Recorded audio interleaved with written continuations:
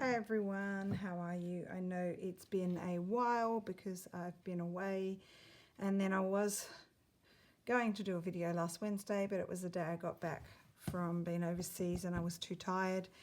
And then I was going to do one before today, but I've just been super busy and really jet lagged and just haven't felt up to it. So just to give you a little bit of update, I've done a little bit on this. I've added some green fabrics. You can see some of them here, and it goes along further, which takes a little while to stitch down. And I have started my pond. So all I've done with my pond is I cut out an oval piece of dyed bluey green fabric, and I have used some of my cut out kind of path pieces to create the stone around my pond. And then I'm going to show you, I want to put some koi carp in my pond because that's what Dad has in his pond at the farm. So I've just roughly cut out some different fish that are going to be my carp. I've done 3.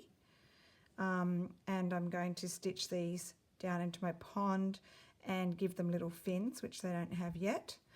And then I also, this is all out of felted wool, I have cut out some lily pads.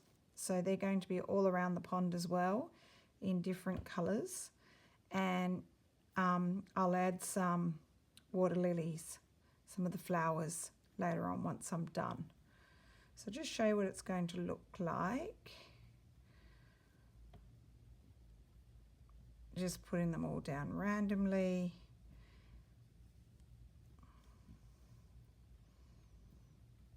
In like little clusters. Just putting the colours wherever. But anyway, they'll kind of go like that, and then we'll have some water lilies in there as well.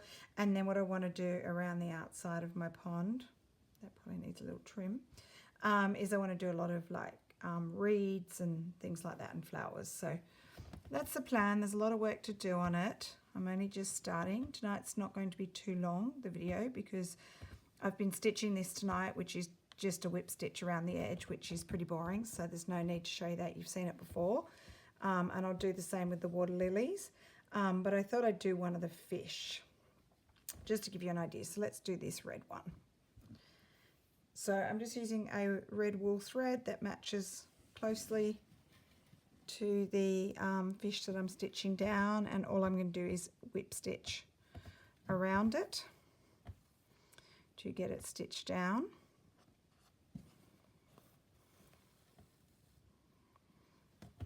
Okay, and once that's in there, you can only just see it.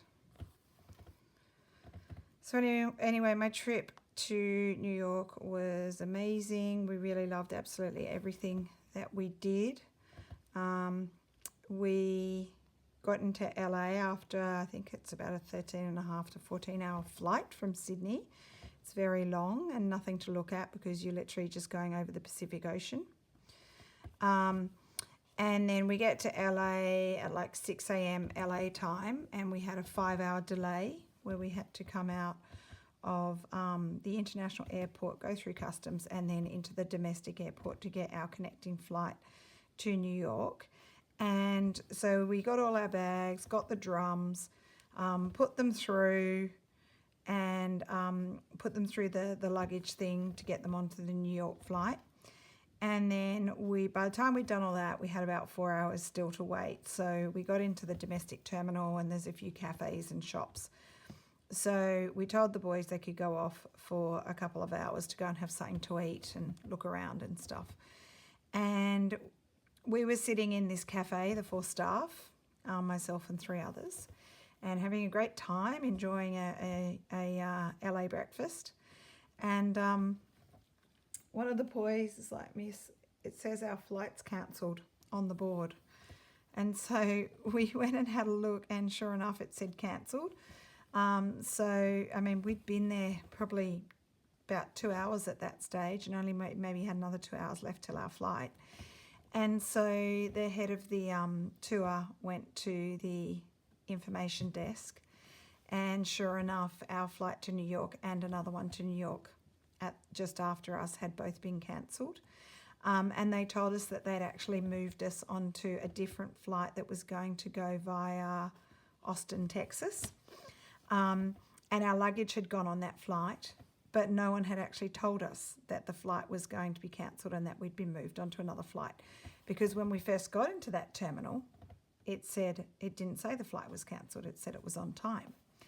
So by the time we found that out, we'd missed that Austin flight. We were supposed to be told on the plane, and then also once we arrived, and we didn't get told at either time that we'd been moved onto a different flight. So we got stuck in LA for a night, put up in the Holiday Inn, one of the Holiday Inns near the airport. And so because we were there for the night, we needed to try and find something for the boys to do. I mean, they only had the clothes on their back and their carry-on luggage, in which most boys didn't have extra clothes or toothbrushes or anything like that. So we took them into the city, and we were trying to get tickets to the basketball, the LA Clippers, I think it is. And we were looking at tickets online. They were at $100 each, but it wasn't letting us book because we had 29 people. It wasn't letting us book them.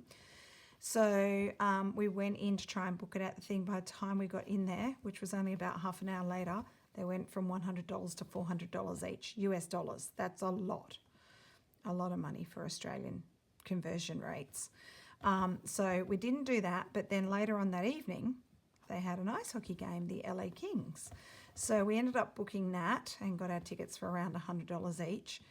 But we had a lot of time to kill until we had that ice hockey game. So we just wandered around the city, found a Target so boys could go and buy a toothbrush and some underpants, things like that. One of the things we were amazed about was a lot of things are behind lock and key, like things like toothpaste and toothbrushes. I don't know, is there a lot of theft of that kind of thing? Because we don't have any of that kind of stuff under lock and key. In fact, almost nothing's under lock and key here unless it's something super valuable. Occasionally you have to get someone to open a cabinet, but not in the supermarket.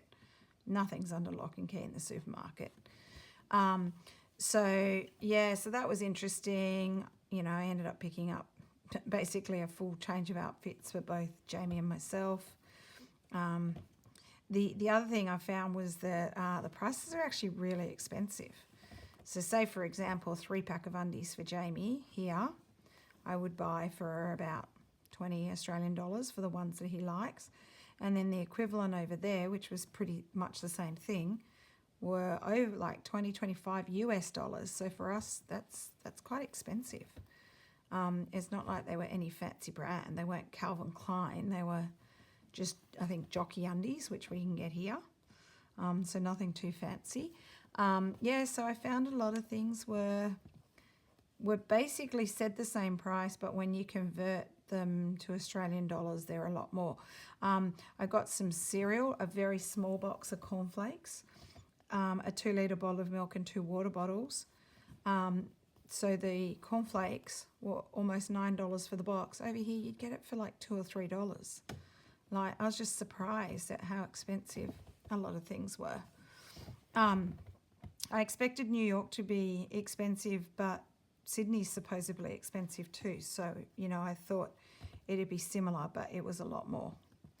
But other than the prices of things, everything was brilliant. So the day after we had the night in LA, they put us onto 2 separate flights. They couldn't get our whole group onto one. We had like 12 people on the first one and then 17 on the second flight. I was on the second flight, and that didn't get into midnight the day after we were supposed to arrive in New York. So that meant that we were meant to go to the Brooklyn Nets basketball game, and we missed that because we arrived at midnight and the game was during that day, which was annoying because the boys really wanted to go to a basketball game.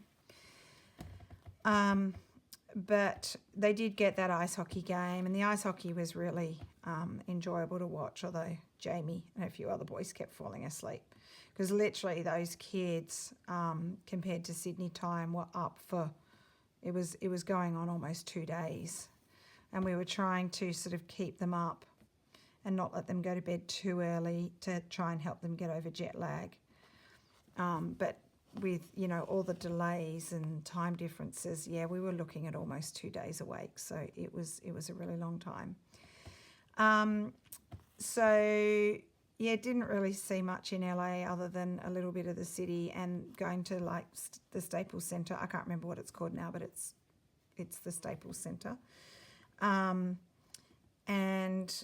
then we got into New York. It was actually not, it was quite close to midnight when we arrived.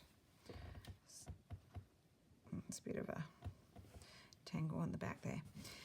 So we got in, it was just before midnight, and luckily we had a coach that picked us up. The first group had arrived about, I think, 2 hours earlier than us in the end.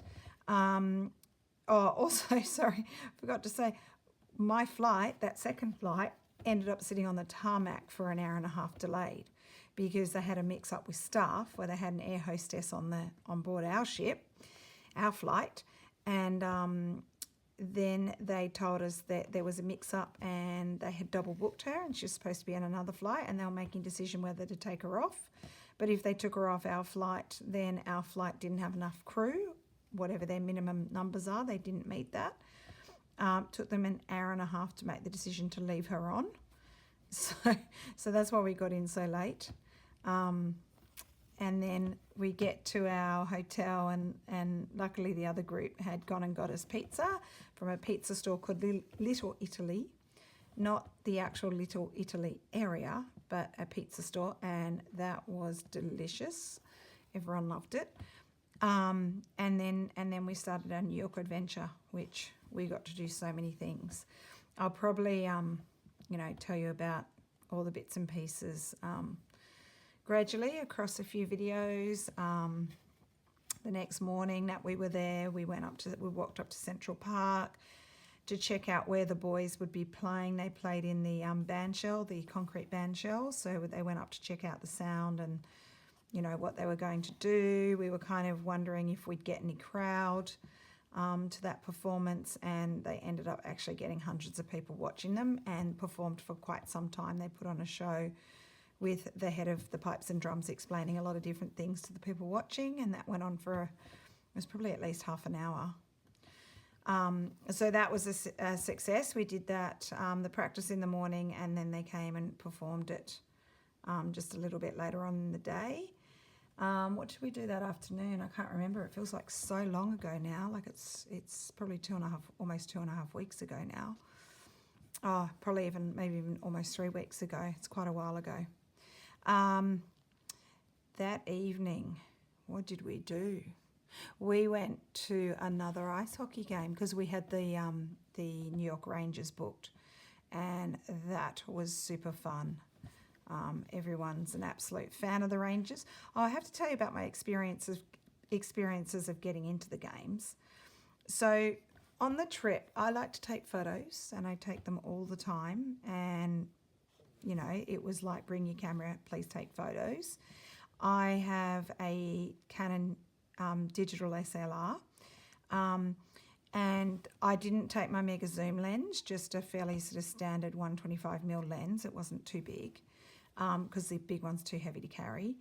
And going into Madison Square Garden, they wouldn't let me in because they said my camera was considered a professional camera and I might take photos of the players and then sell them for money, which they don't allow. Now, our seats are in the nosebleeds. That's up the top. Okay, there's no way in the world with that small lens I was going to be taking any photos of players. And to be honest, I don't even know the players. I wouldn't even know who would be the good ones to take photos of. But they would not let me through security. Everyone else got through, but they wouldn't let me through. So other people with smaller cameras, no problem. My camera wasn't allowed in. So they're like, go downstairs to the train station. They have lockers. You can go put in a locker, just hire a locker. And I'm like, okay. So I go downstairs and everyone's gone inside and they're waiting for me. And I can't find lockers anywhere. And I see a little police thing with 2 policemen. I go up to the policeman, I ask him. And he's like, oh, that's so ridiculous. You should be able to take your camera in. I don't know why they stopped you from doing that. It's ridiculous. He said, but there's no lockers down here. I don't know why they told you that. And he's like, go across the road. There's a hotel. And if you pay them some money, they'll look after the camera. And I'm like, oh my gosh. I'm now going over to it, trying to find a hotel. There was a couple of different ones. I go to one, they go, no, that's not us, go to the other one over there. So then I go to this hotel, and the guy was really nice, and I had to trust leaving my camera, which was worth several thousands of dollars, with someone who I didn't even know, and pay him $15 to look after it for a few hours. So anyway, I did all of that. I had to take the chance, and it all worked out well. He was a nice, trustworthy guy, and just looked after it, and I got it back after the game. But then my other story about trying to get into an ice hockey game, the one in LA, when I went to Target, I love stationery. I'm a teacher. I mean, we all love stationery and pens and stuff. And I'd bought a packet of these Sharpie highlighters that I hadn't seen before, like this particular style. And I had them in my bag, and they didn't bother about the camera in LA. They didn't mind me having the camera, but they wouldn't let me in with the Sharpies, like the highlighters. And they're like, you can't come in with the pens. You're not allowed to bring pens in. I'm like, what am I going to do with the pens? Am I going to stab someone with a highlighter? And the guy's like, no, you might draw on the walls. I'm like, with a highlighter? So we ended up going outside, and my colleague hid the highlighters in a bush so that I could get in. Like, I just felt like every game I went to, I got banned for something. So then every touristy place and every game and everything we did after that, I kept checking all their websites to make sure I was allowed a camera. And I was, so it was okay. But there's just some very different rules. Like, you know, we go to games here in Australia. Like, I go to the rugby league. Went to my team's game yesterday, and we don't have anything like that. They do check bags. But really, they're not really checking for much. I think you're just not allowed to bring things like glass bottles in, and, you know, that kind of thing. There's really not. I can go in with a mega camera with a mega zoom, and they wouldn't care less. I could go in with a packet of Sharpie pens, and they don't care. You know, obviously, I don't know if they'd ever find weapons. It's just not a common thing here that someone would have a weapon. I mean, occasionally you hear about someone with a knife or something, but guns, not so much. But I guess over there, that, you know, that you go through the full security, the metal detectors, the scanning of your bags, all that kind of stuff. I mean, I understand that they do it, but I just thought a camera and Sharpies were just Sharpie highlighters, not even proper Sharpies, was just something I wouldn't have thought was a problem. So yeah, but we absolutely loved the ice hockey. I particularly loved it. I mean, I'm a field hockey player, as you guys know, not on ice, but the strategies and concepts of the games are actually really, really similar. The things that they were doing in the games are very similar to the things that we try to do in hockey. Changing of angles, that kind of stuff is very common. And one of my colleagues I went with is Canadian, and so obviously he's hockey obsessed. And it was quite good to sit with him because he just loves it, and he was telling me a lot of the technical rules that I didn't know. So I learnt quite a lot, which was good. And particularly, I'm probably a New York Rangers fan now. I got an awesome hoodie from that game, and also Jamie got a hockey puck. So yeah, we enjoyed that. So there's one of my fish. I'm keeping them simple. I won't stitch down the others because I do need to go to bed soon. It's getting late. So not too much for you to see today. But I'll see if I can get some done this week. And I'm already flat out. Today was our first day back at work, and I had a full teaching day and lots of emails and things to reply to for parents. With my white one, I'm going to give my white one some little maybe black speckles and orange speckles, like those multicoloured kind of ones. And then the little lily pads will go everywhere as well. They're kind of like Pac-Man. All I did was cut out my circle and then cut a V to make my lily pads. And I've got different types of felted wools and different colours. I think that pond's going to be cute, and then lots of greenery around it. Okay, so I hope you've liked seeing my concept, even though I haven't done a lot of stitching yet, but you'll get the idea, and I will plan to do a bit more work on it to show you in our next video. So our next video is another prompt reveal. I do owe you a decent video because of me not doing one for a couple of weeks. As much as the good intentions were there, it didn't quite happen.